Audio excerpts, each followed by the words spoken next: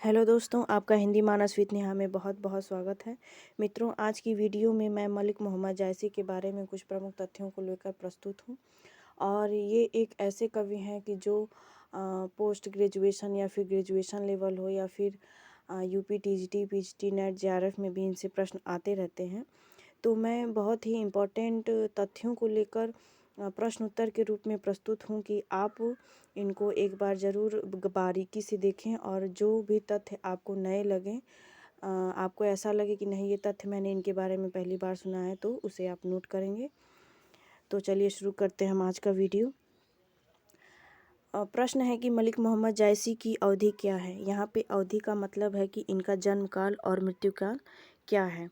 तो जैसा कि पता है कि भक्ति काल हो या फिर आदि काल हो या फिर रीति काल ही क्यों ना हो, बहुत सारे विद्वान किसी किसी कवि का अवधि काल लेकर बहुत ही मतभेदित रहते हैं। लेकिन इनके बारे में जो सर्वमान्य मत है कि इनका जन्म 1492 में हुआ और ये 1542 तक रहे।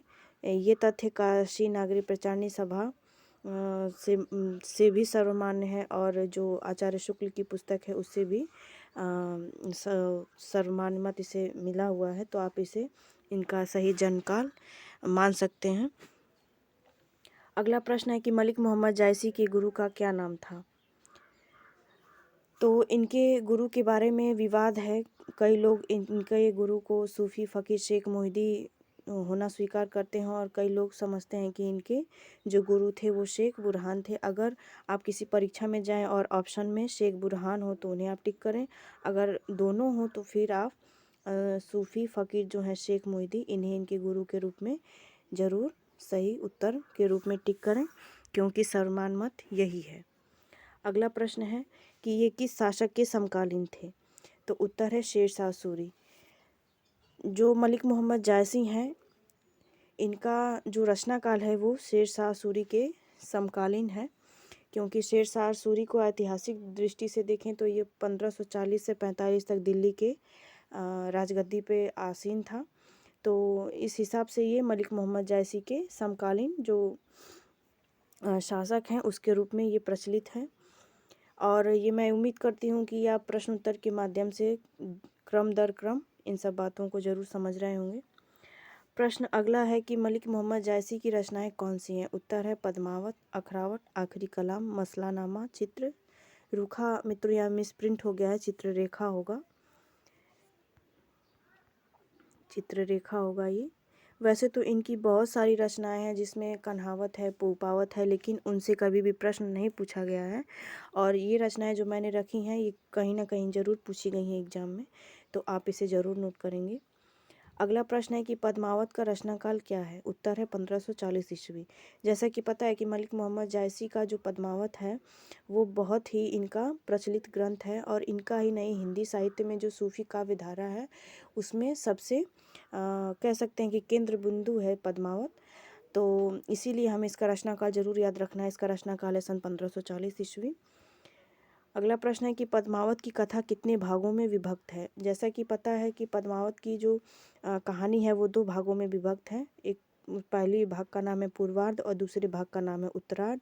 जो पूर्वार्ध भाग है इसमें विवाह से पहले की कथाएं संकलित हैं और उत्तरार्ध जो भाग है उसमें विवाह के बाद की कथाएं संकलित हैं। मान लीजिए कि पूर्वार्ध में हीरामन तोता जो है वो उनको रत्न सेन को पद्मावती के बारे में बताता है। वो वहाँ पे उसके पाने के लिए लालायित होते हैं, प्रस्थान करते हैं और विवाह तक इसमें कथा पूर्वार्ध में है। और उत्तरार्ध में जो विवाह के बाद जो घटनाएं होती हैं, अलाउद्दीन के बारे में, अलाउद्दीन को राघव चेतन जाके बताता है पद्मावती के सौंदर्य के बारे में। फिर अलाउद्दीन का जो आक्रमण होता है, पद्मिनी अंत में सती हो जाती हैं, वो सब कथाएं उत्तरार्ध भाग में संकलित हैं। अगला प्रश्न है कि मुख्य चरित्र कौन है।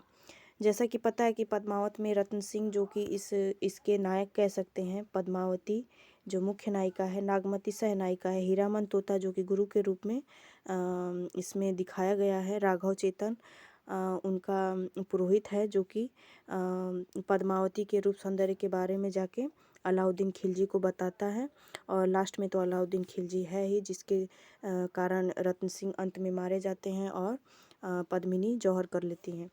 अगला प्रश्न है कि पद्मावत के चरित्रों के प्रतीक बताएं। बहुत ही मोस्ट इंपॉर्टेंट क्वेश्चन है और कहीं ना कहीं परीक्षा में ज़रूर पूछा जाता है, तो इसे आप ज़रूर नोट करेंगे। रत्न सिंह जो है वो मन के प्रतीक हैं, पद्मावती जो है वो बुद्धि या फिर ईश्वरीय सत्ता का प्रतीक है। जैसे कि सूफी काव्य धारा की ये रही है कि जो इसमें ईश्वर हैं वो नायिका के रूप में दिखाए गए हैं, और नागमती जो है वो सांसारिकता का प्रतीक है, और हीरामन तोता जो है इसमें गुरु का प्रतीक है। तो इसे आप ज़रूर नोट करें, बहुत ही मोस्ट इम्पॉर्टेंट क्वेश्चन था। अगला प्रश्न है कि पद्मावत को आचार्य शुक्ल ने किस नाम से अभिहित किया है?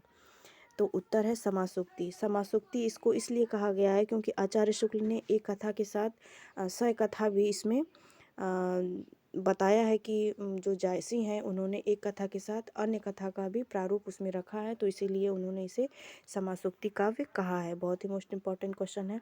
अगला प्रश्न है कि आचार्य हजारी प्रसाद द्विवेदी ने पद्मावत को क्या कहा है? तो उत्तर है अन्युक्ति काव्य। अन्युक्ति कहने से हजारी प्रसाद द्विवेदी का तात्पर्य ये है कि इसमें जो जायसी ने कथा रखी है, जो पात्र रखे हैं, वो दो दो अर्थ लिए हुए हैं। जैसा कि ऊपरी प्रश्न में बताया गया है कि जो नागमती है वो सांसारिकता का प्रतीक है, जो पद्मावती है वो ईश्वरीय सत्ता का प्रतीक है। तो कहने का तात्पर्य है कि एक कथा के माध्यम से जायसी परलौकिकता का भी इसमें वर्णन कर चुके हैं, तो इसीलिए आचार्य हजारी प्रसाद द्विवेदी ने इसे अन्युक्ति काव्य भी कहा है। इसे आप जरूर याद रखेंगे। अगला प्रश्न है कि आचार्य शुक्ल ने नागमती वियोग के बारे में क्या कहा है? तो उत्तर है हिंदी साहित्य की अमूल्य धरोहर। मैंने बहुत ही शॉर्टकट में यहाँ पे उत्तरों को रखने का प्रयास किया है ताकि आपको बोरियत भी महसूस ना हो, वो एक ही बार में आपको याद हो जाएं, और अगर आप दोबारा वीडियो देखें तो आपको याद करने में बहुत ही आसानी रहेगी। तो उत्तर है कि हिंदी साहित्य की अमूल्य धरोहर। जैसा कि पता है कि जो नागमती वियोग वर्णन है वो हिंदी साहित्य की अमूल्य धरोहर है। आचार्य शुक्ल ने ऐसा कहा है क्योंकि नागमती का जो विरह है, जो वियोग है, वो बहुत ही अलौकिक प्रकार का है, तो इसीलिए उन्होंने इसे हिंदी साहित्य की अमूल्य धरोहर कहा है। अगला प्रश्न है कि पद्मावत की भाषा कौन सी है? तो उत्तर है ठेठ अवधी।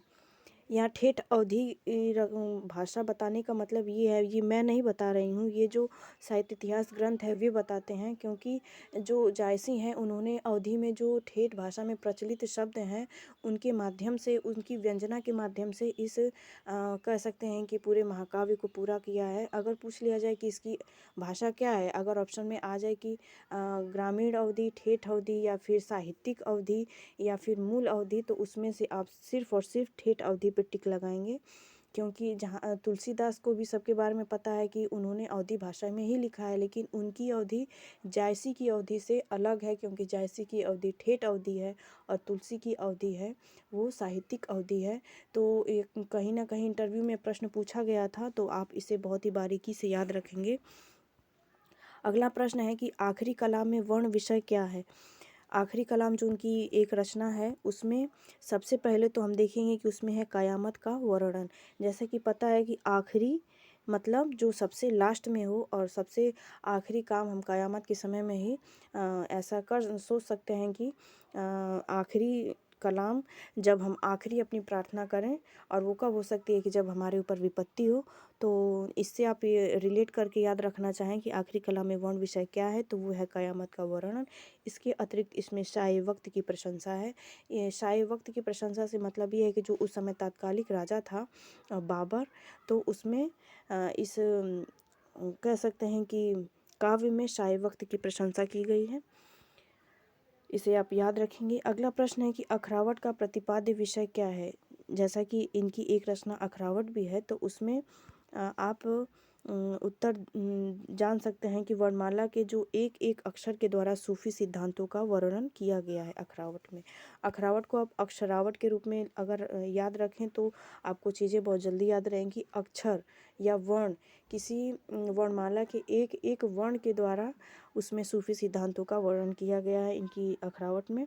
अगला प्रश्न है कि चित्ररेखा का काव्य रूप क्या है? तो उत्तर है खंड काव्य। तो ये थे मित्रों आज के सेलेक्टेड प्रश्न, और इस आशा के साथ मैं आप लोगों से विदा लेना चाहूँगी कि इन जो मैंने तथ्य आपके सामने रखे हैं उन तथ्यों को आप ज़रूर याद रखेंगे। लेकिन मैं यहाँ पे एक बात बताना भूल गई पद्मावत के बारे में, कि ये जो पद्मावत है ये सूफ़ी साहित्य का बहुत ही प्रतिनिधि ग्रंथ है और सूफ़ी साहित्य एक बहुत ही विशेष शैली, जिसे हम कह सकते हैं मसनवी शैली, हम नहीं कह सकते हैं, इन्हें साहित्यकारों ने उस रूप में रखा है कि जो सभी सूफ़ी ग्रंथ हैं वो मसनवी शैली में लिखे गए हैं। तो इसे भी आप याद रखेंगे। मिलते हैं अगले वीडियो में, तब तक बने रहें इस चैनल पर और कृपया इस वीडियो को ज़रूरतमंद के पास ज़रूर शेयर करें। धन्यवाद।